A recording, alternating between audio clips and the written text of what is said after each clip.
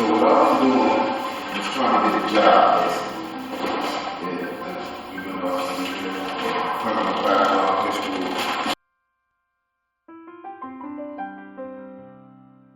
For me, I finished school. I couldn't do the practicum because no clinic or no hospital would accept the background check.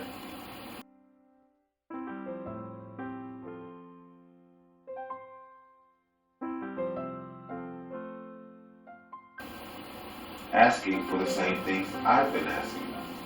And it started in 1963. I didn't know that. I thought it was something basically new that came out with George Floyd and the Black Lives Matter thing. I've done like you've done it more depth than I have.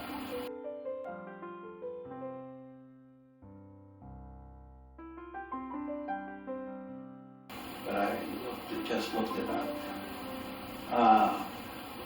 I think there's only 2 places it's being used, and one of them is Ohio State.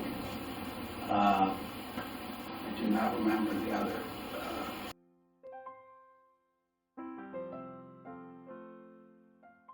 Place in the country it was being And used. this, on the last page of this book, it's a board.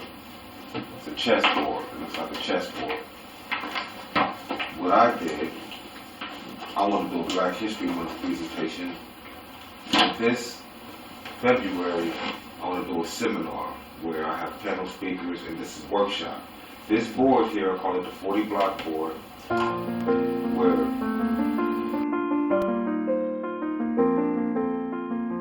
I call it Warrior's Chess. It's a chess where on one side you see the mass media, I said would be their queen, and the president promoting Black History Month and Juneteenth. You see, I said their bishop is Jesus' wife, who just happened to be God. I'm not saying that's racist, but they got Jesus in the picture of a white man and saying this is God.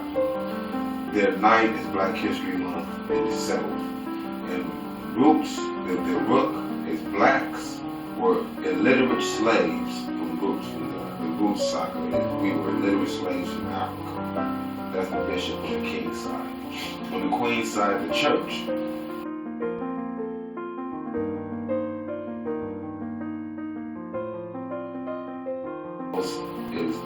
Are these things is that the church is supporting the fraudulent Black History Month, and the Juneteenth is now a national holiday. You know what I look at Juneteenth as a celebration of? A Juneteenth is a celebration of illiteracy.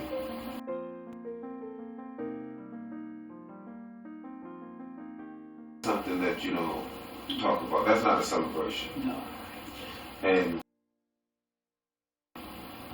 the queen side rook of my enemy is education itself. The education teaching us that these are things to celebrate.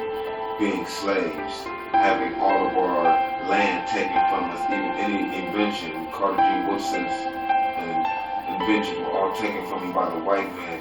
This is not anything you want to celebrate. When you tell young Black children that, especially males, it discourages them from being anything, and it causes them to hate.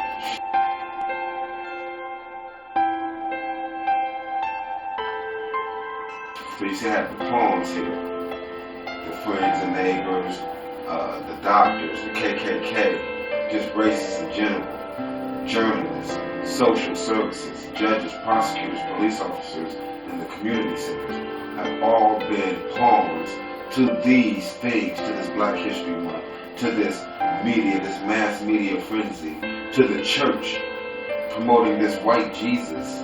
And Jesus is not even a race, it's a spirit.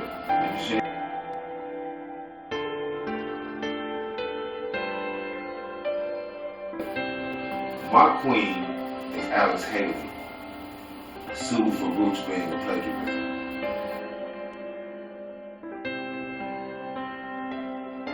This, at the workshop of the summit, people will actually stand in these positions, and I'll have a board by then.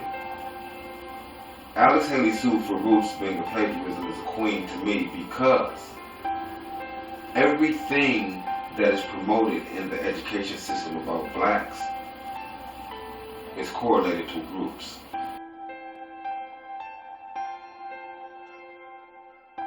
In 1781, John Hanson was the first president. So we always talk about, well, the first black man, he was the first black, this is the first black woman, you were the first black, we were the first black, we were the first president too. Not only were we the first to do all these other things you're talking about, we was the first president, we were the first in government in the United States. 1,518 black men were elected officials in the South in 1865 in the United States. We have always been in government in the United States. That's my ninth. So my bishop is the fact that the first president was black. The ninth is the fact that there was over 1,500 blacks in elected official positions during the time that you said we were running to Ohio because from the slave master with Harriet Tubman.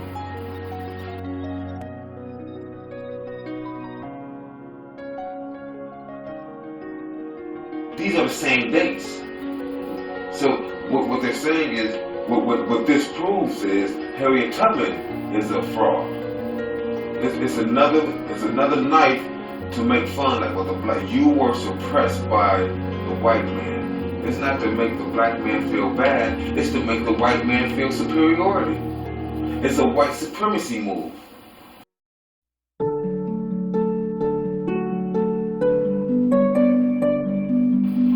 All of history, all of black history is nothing but white supremacy.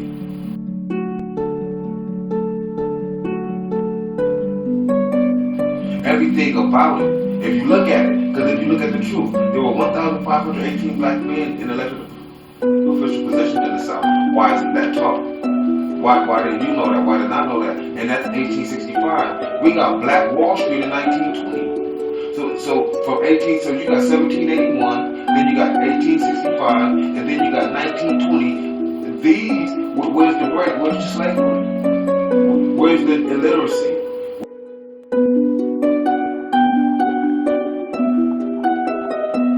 Where's this, all this that you was talking about, this oppression? From this point of view, you find out Alex Haley was a fraud. You find out that, well, how come the indentured servants aren't talked about anymore? What happened to indentured servitude in the United States of America? How come now it's all just slavery? And how come all the indentured servants are now black slaves? There were no white indentured servants, there was no white slaves, but we all know there were more white indentured servants than black. But they're not teaching that in the schools, in the education, they're rook. My enemy's rook in the education system is not teaching the truth.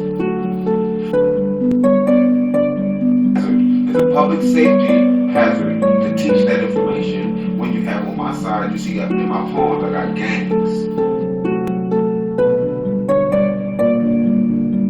The way you disconnect a person from their genetics is disconnect them from their language.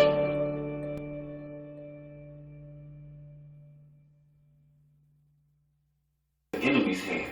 They're able to write laws like the crime bill, from Jim Crow to the crime bill,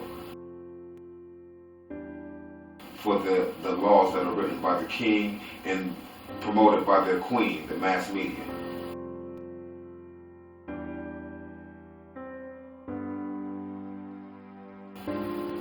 And I moved their races was in front of the queen.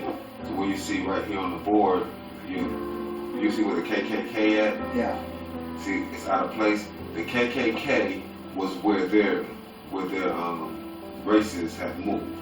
So what I did, I had the races moved there, and then you see next to it I had the teachers, our teachers. So on the backboard, you see the teachers was here, and I had the teachers take over the races.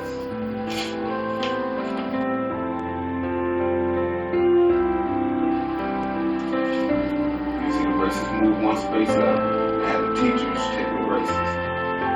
In symbolism, I'm symbolizing, well, in the workshop, it will symbolize how the only way we can really defeat racism is not with violence. You can't defeat a racist with violence. You got to use teaching.